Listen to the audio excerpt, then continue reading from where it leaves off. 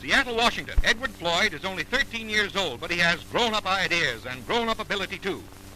This is a real automobile with a half-horsepower motor, which he made himself from odds and ends at a cost of $13. And note the ultra-modern design with engine in the rear. Edward carries a paper route and does it at 8 miles an hour on a pint of gas a day. Now, how's that for enterprise? He'll make a name for himself someday. Boys, sell your papers. Before the glass dome of the train of tomorrow.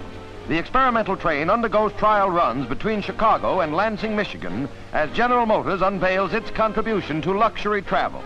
The dining car accommodates 52 on its 2 levels.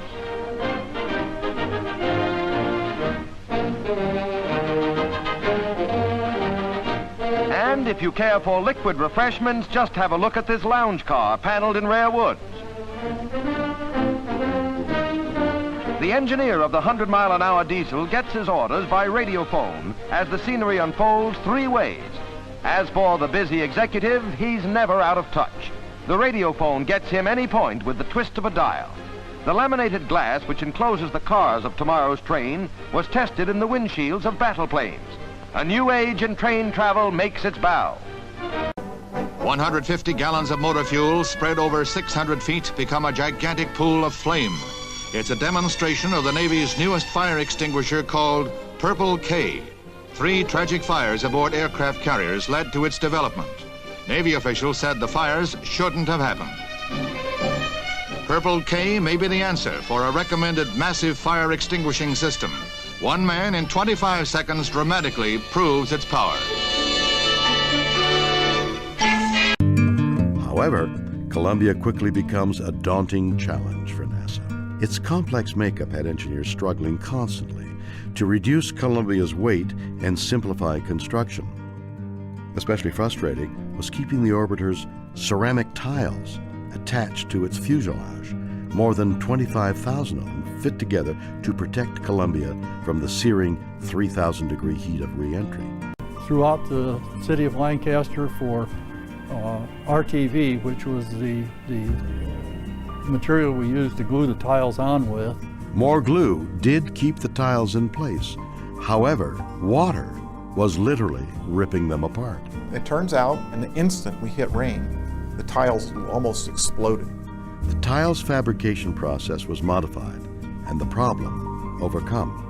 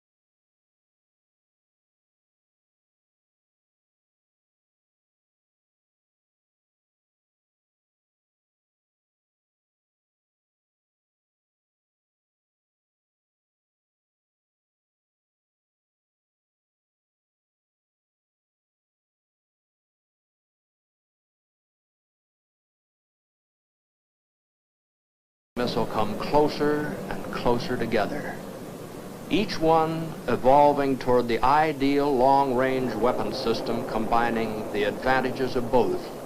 One you can get right off the ground at maximum speed and up to altitude, but also one that you can divert or else recall. You give this experimental airplane the speed and altitude the missile has, or put this cockpit or control panel detached in its blockhouse now, put that back into the missile's airframe, and then give the pilot the equipment he needs to withstand acceleration and heat and to overcome weightlessness of zero gravity. You lick these problems and a few more like them, and you won't have a man and a missile. You'll have an Air Force pilot in a spacecraft. Man will be in space. And that may happen a whole lot sooner than we think it will. Because space is, for us, what the unknown land once was, the uncharted sea. A place into which all of man's history, everything he is and all that he's ever been and done, compels him to move. He has no choice. And, like the explorers of the past, he may have to fight up there. And that's why the Air Force has to do what it's always had to do. Get up higher and go faster than the other fella. Because war, if it comes, it'll not confine itself to air, but it'll expand into the billions of space miles surrounding us. That's the only way it all makes sense. Missiles and airplanes both defending us today, and manned spacecraft tomorrow. Now, I don't know whether I've answered all the questions we started out with.